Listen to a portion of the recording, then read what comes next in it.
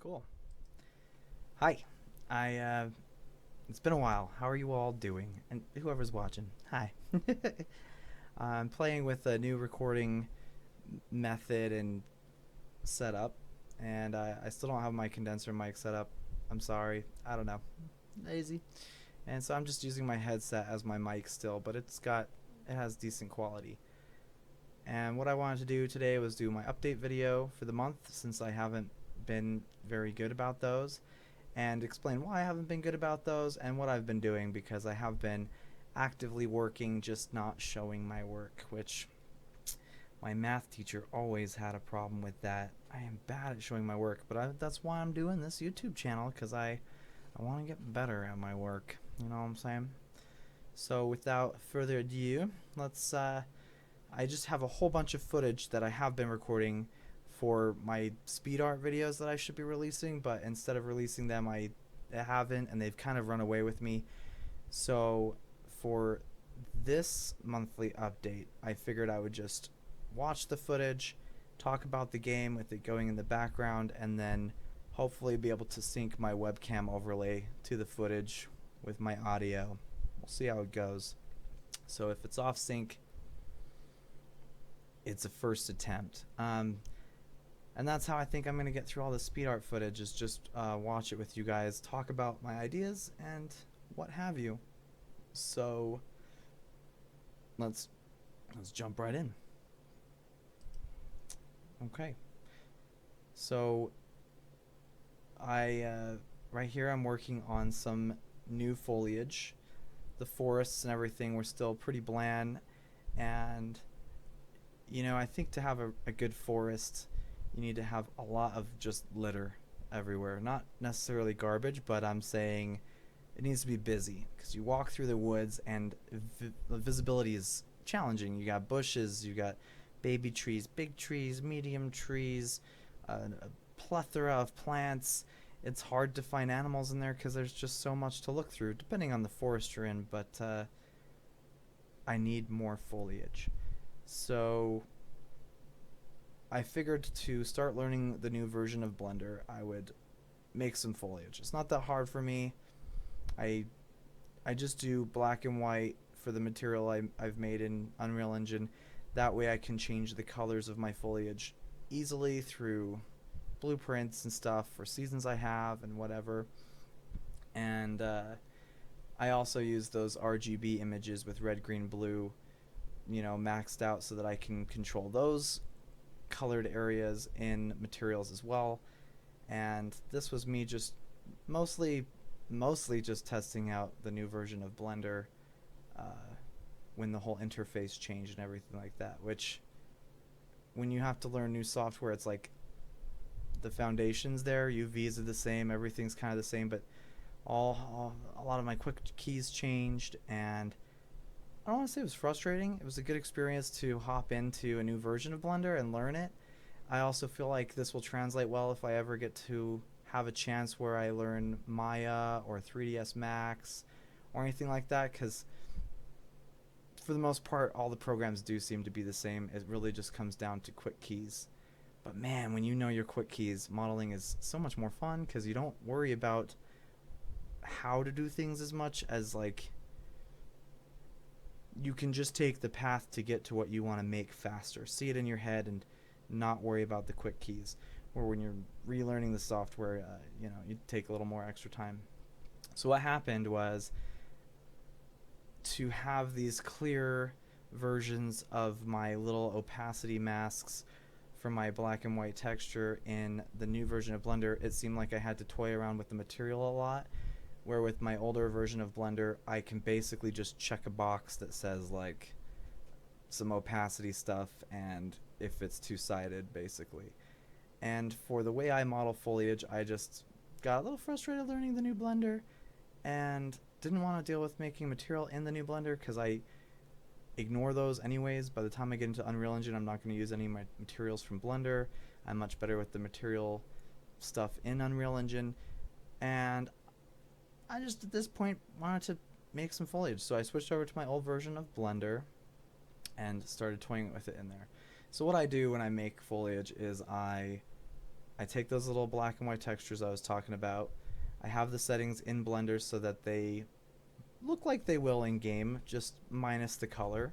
But and then I put them on a plane, and I'll dissect the plane or whatever, depending on what I want to do with the foliage, and I'll unwrap it before I start modeling with it.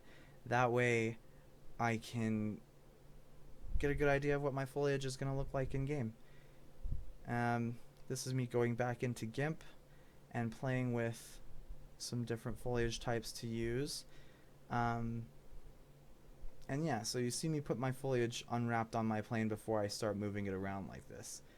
And the important step here is that the amount of subdivisions you have when you unwrap that texture to the plane you're going to use needs to be figured out at the beginning. Because if you try to subdivide it when you start doing this stuff, what's going to happen is, yeah, the subdivision will work, but your texture is going to stay, the UV is going to stay the same, so you're going to start stretching the UV unless you unwrap it again and do that. But I decide my subdivisions at the beginning. And so while I'm doing some more of these, yeah, I decided my forest needs some more foliage, and I'm going to do a ton more. I want my forest to be like thick and easy to get lost in. I think it would be make some more submersion and immersion. I just like it when you go in and I really liked Kingdom Come Deliverance and how you could get lost in the woods in that game. And I want to bring that to something more multiplayer. Or DayZ, I've probably mentioned that in videos before. I like the feel of having the forest be like a character where you can get turned around, especially if you don't have a compass or the HUD doesn't give you a map right off the bat, or you don't have a mini map. And I think a big part of getting that feeling from a forest is to have a lot of foliage. So that's what I'm doing here. Aside from working on foliage, since this will be a bit, I've been struggling with the chibi character. I love Wind Waker. That's kind of the whole reason I started making this game as a passion project years ago. And I really wanted to keep an art style similar to it. Through designing more and more outfits and working on animations and things like that, one, I messed up my skeleton in Blender, and then it wasn't transferring well into Unreal Engine again, and that was after I'd made like 30 animations and all this stuff, and so trying to like fix the skeleton became this bad relationship between Blender and Unreal Engine, and I just hit this learning curve, and I worked with it, and I worked with it, and I worked with it, and then I kind of fixed it, and then I tried adding bones for like visors for helmets, and I wanted to add bones so that when I do two-handed weapons I could have something to cling to for the hands, because my two-handed weapon animations were getting all desynced in the Unreal Engine, where the hands would be somewhere and then the socket where the mesh for the weapon would be. I've just learned a lot, and what I decided was I think I can pump out more assets and continue to learn this way in an easier way with a character that's more anatomically correct than the chibi I had created with the Wind Waker style. So besides doing all this foliage work, which was awesome, I also decided to rework the character for Seven Wildz. Probably a horrible time to do that, because I'm actually was doing pretty well with development, but between learning a new version of Blender, updating my Unreal Engine to prepare for 4.26, and just toying with a lot of the new things I'm going to have access to, like tools from Fortnite and stuff like that, I just figured I've learned so much, I can still get a lot of the project done, and if I do start over a little bit, I can still reuse my assets, and it'll help me make new assets, and I can kind of make more of a uniform style, and I could catch back up in development with where I was before I made all the changes. So I've done that. I was really sad at first, but in 1 week I was able to crank out a bunch of new foliage, model a new character for Seven Wildz, which I kind of cheated. I bought a character online that was just a great base mesh for like an anatomically correct male and female. The geometry was super messed up when I downloaded it from the site, so I went in, and I think it's coming up on that now. see. Yeah, so this is the geometry. I bought this. I thought, uh, I know how to make the characters. I've done 1,000 tutorials, like followed so many tutorials on making a character from scratch. That's how I made the chibi character for Seven Wildz originally. That was the Wind Waker style. And I just didn't feel like doing that process with the amount of catch up I feel like I had to do. So that's why I bought this male and female character. And then I went in and I reworked the geometry and made it a bit smoother and did a little subdivision stuff, and I mirrored it because they actually weren't symmetrical. And on the photo on the website they looked great, and then when I got the actual OBJ files, they had just gone through the microwave too many times. I don't know what happened. So yeah, this is me fixing those characters, and I thought buying a base just saves me time. And as a solo developer, I've already wasted so much time on this project when I should have listened to people and pumped out some smaller, easier games to make so I could learn the publishing process, mobile games, whatever. I could still do that, but now it's like a fight. Like, I've been working on this so long, and I'm actually pretty far to stop and work on a smaller game is probably better to do, especially if I want to make income and be a professional game designer. But now it's like this is a frenemy of mine, where I have this thing with Seven Wildz, and we need to, like, I just gotta finish it now. I gotta do it. So, rambling on, I started fresh, made these characters, but not quite as fresh. Bought the asset, saved some time, went in, fine-tuned them. The reason I got rid of her foot was it's just not gonna fit. I still want I still want them to be stylized. So I don't really need a foot like that. If they're barefoot, they're just gonna have cute orange little feet or whatever. But they'll still be kind of shoe shaped. And if I really wanted to fix it, I can go in and unwrap it and draw toes on it or whatever. I just didn't need toes. So this is me going through and smoothing them out, making them more symmetrical, using the mirror mods, as you can see. And if you notice, I switched back to the new version of Blender again. So I've gotten more comfortable with it by this time. I really like how you can model 2 different objects at a time. And you could see there for a second that the old chibi character popped up. I still use that character for size reference because I am going to reuse a lot of the assets I made. No reason to throw everything away and start over. So like the castles I've made, stuff like that, and they're all based off that chibi's size. So I made sure that the new characters are that same size. And here's me making some new trees. I did want to rework some of the way I've done trees in the past. I never made roots for them or anything. And with having destructible trees, if I have them timber, fall over, I've experimented with it, and then they fall, and there's no root system, so it's just like a cut at the end. And I could go in and fix those meshes and do that, but then it just seemed more fun to get practice and make more trees. So I decided to go through and make some more Douglas firs and stuff. And I'm gonna make a whole bunch of new trees. And this is me doing roots.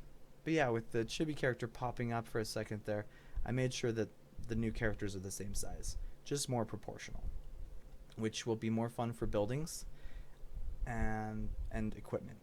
And then I think I can pump out buildings and equipment too, because I was getting really well, like I was getting a lot better at looking at concept art or Pinterest or some kind of motivation and taking a realistic outfit and making it cartoony on the chibi, which I think is a super valuable skill, and I was getting pretty good at that, which I kind of demonstrated in making the plate mail for the character. It's based on pretty realistic pieces but made cartoony.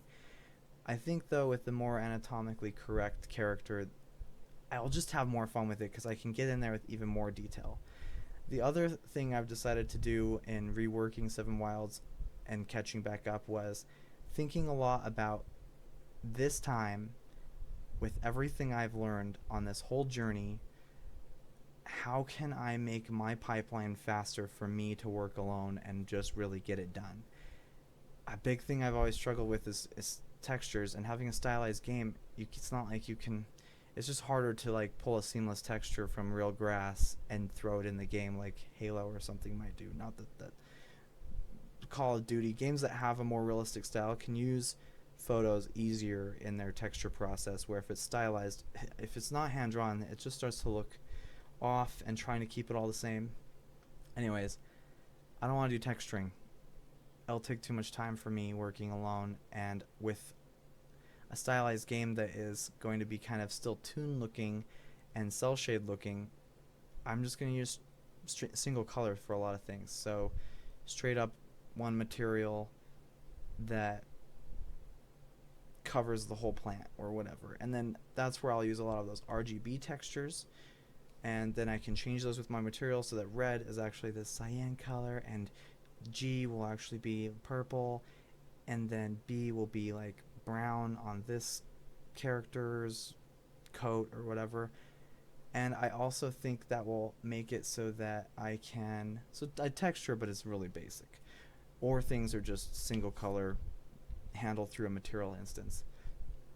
And if I do it for everything, it will be a nice collection. So another thing I've done is I found a color scheme I really like and kind of messed with it on a few different websites, like one of Adobe's color scheme things, and then a couple other websites where you can play with a palette. And I found a color scheme I liked, and so I made the character more complex with their anatomy, but I made everything else a little simpler so that I can go with more of a low poly art style, especially with how coloring goes in low poly art, and run with that.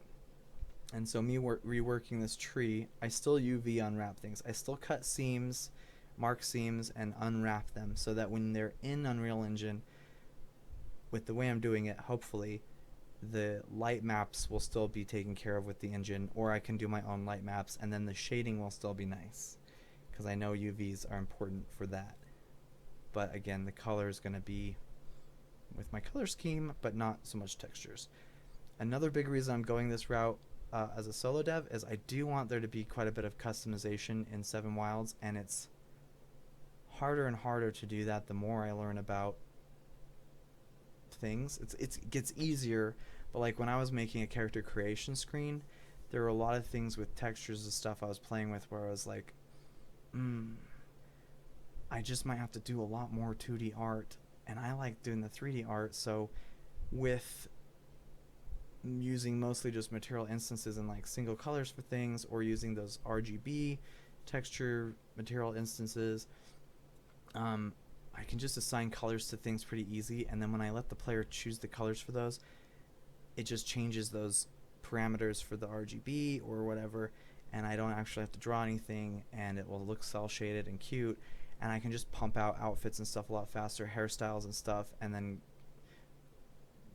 maybe like how I don't want to say how RuneScape looks at all, but maybe like a Borderlands kind of vibe, but with less of the comic book texture on them and more just cel shaded with the outline. You'll see as it comes to. Yeah, so I'm rambling fast. I feel intense watching all my videos and trying to comment in time. So anyways, the foliage at the very beginning that I was making, I do my trees the same way. I will make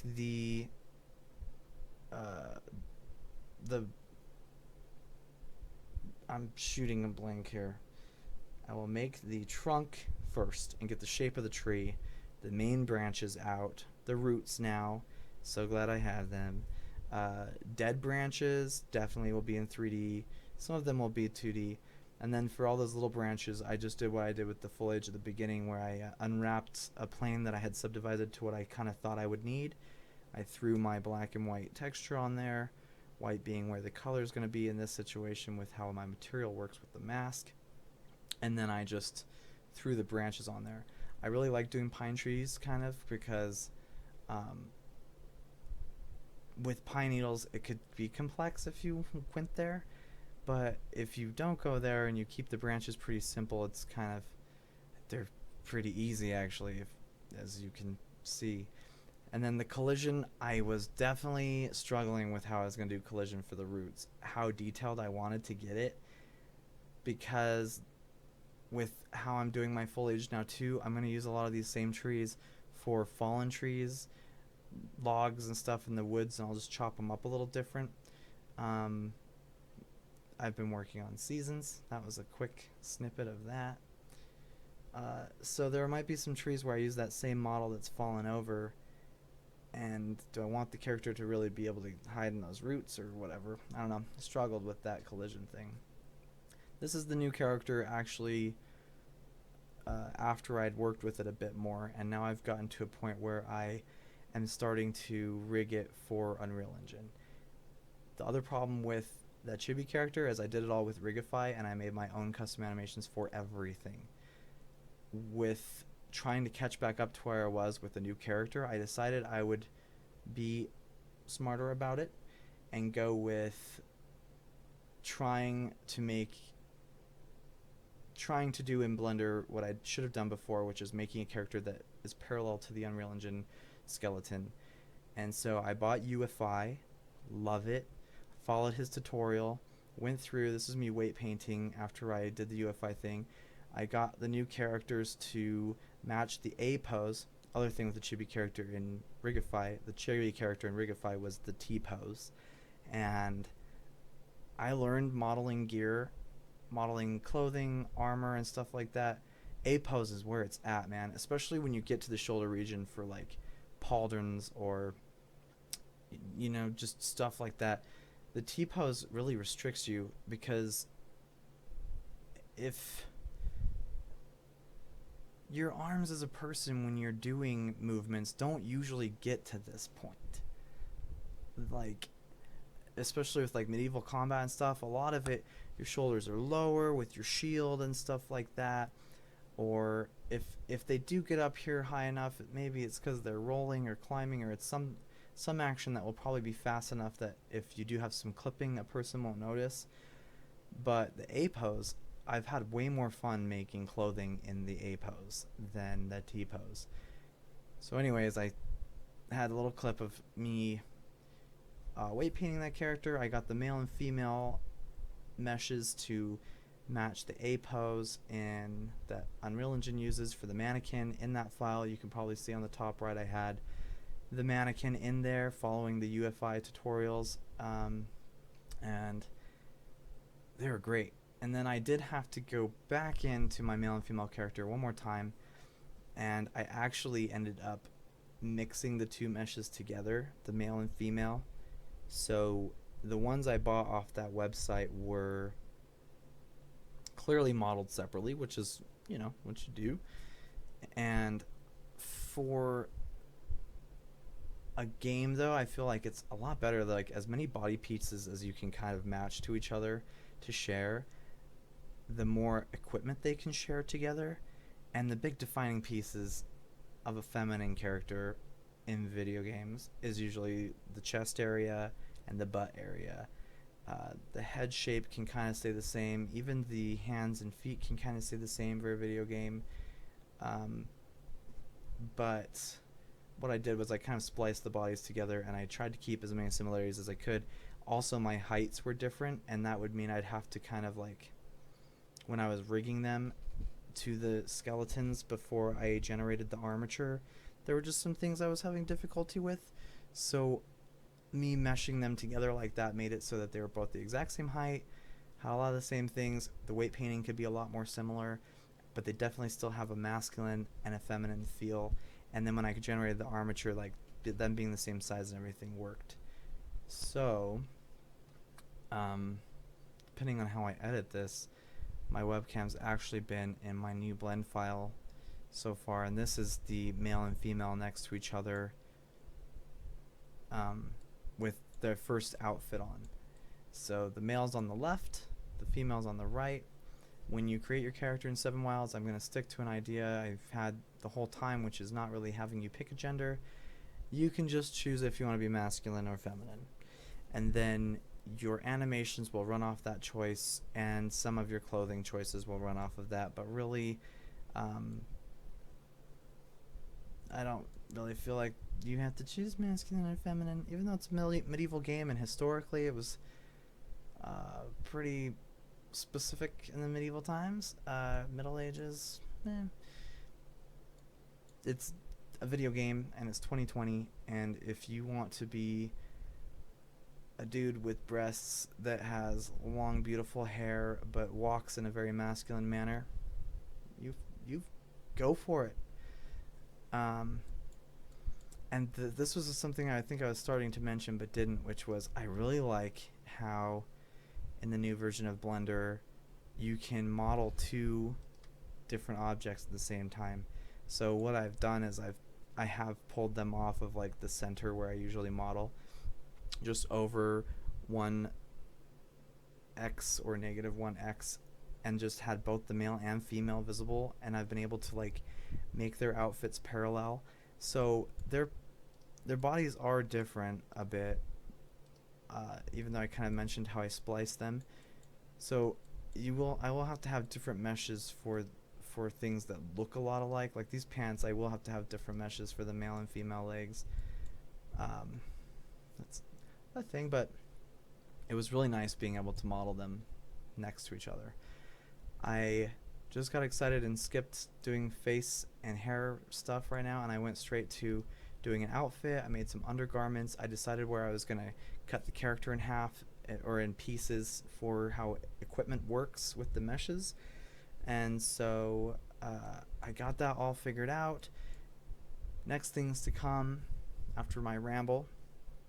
Things to come before I start showing off more of the changes, because I am not really releasing much of the in-game stuff yet, even though I have caught back up and I could start making videos of that again. And the reason I'm not doing that in this update video is because I just kind of want to like be like, wow, I want it to be cool when I get back in there. So I'm going to finish making some more custom animations. These characters are already rigged and in the game, but right now it's not their clothing. It's just a white, kind of creepy Slenderman looking version of this before I fix some stuff. So I'm going to do some more custom animations. I'm going to import the clothing and stuff and have some more skeletons so I can demonstrate switching equipment and stuff again. And then I'm going to go right back to finishing that character creation screen I was working on. So I'll have some eyes and some hair and stuff that you can switch between, and then I'll be caught up. And then from there, it'll be the fun part where I'm caught up and I can start going into structures with the crafting system, and I'll start showing off pieces of buildings I've made that the character can create, or buildings that I've made that the character won't necessarily be able to create, that are like NPC homes that I think are going to be throughout the land, like for merchants and stuff. And then I'll start exposing more of what Seven Wildz is actually about, finally, and what you're going to be able to do in Seven Wildz, finally. I never really got into that stuff because I didn't know if I'd ever be able to really create Seven Wildz. And while creating Seven Wildz, I didn't want to make promises I couldn't keep, which meant I didn't know my skill level, and I had dreams I wanted to put in a video game, but I didn't know if I'd ever be able to create them. Now I've learned enough, finally, after playing with this since UDK in 2013. It's now 2020, and I think I've finally learned enough on my own to kind of make Seven Wildz how I want. And we'll talk about that later, which will be when I start showing off footage finally of being caught up. This has been fun. I feel like it was really unorganized. Maybe I should start writing little cliff notes, have like a clipboard, and then when I do the video I can stay on track of something. But for the most part, I really enjoyed this, looking over my speed things. I feel better now. I feel kind of caught up, and I feel better because I mentioned what all is going on. So I'm going to end it here. But if you have questions, throw down some comments. You can do the like and subscribe thing if you want. And I'm going to be doing some more blog stuff on the website soon. And I'm going to get back into actually posting the speed art videos instead of just using them for an update video. And I think I might start talking over some of my speed art videos too, because as far as YouTube goes, I like watching my speed art to music because it reminds me of how I made things in a quick way, and I think it's really satisfying to see something be built from a cube or whatever fast and like watch the time lapse of it. But I think a lot of the videos I've watched on YouTube that actually get a lot of likes and views have the creator talking about how they did it, or just even journaling their life with their artwork behind it. So maybe I'll start doing that too. And this is kind of an experiment of that. But we hit a 30-minute mark, so thanks for your time. Have a wonderful day. And I look forward to showing all the changes that I've done this past month and a half to the game, and why I have been quiet and why I have not been posting very well this year. Besides all the stuff we've all heard plenty about with COVID and our president and life and fires in California that are smoking us out in Utah and Idaho. Man, I feel bad for them. Anyways, stay safe, love each other, be nice, and I'll see you guys later. Thanks. Bye.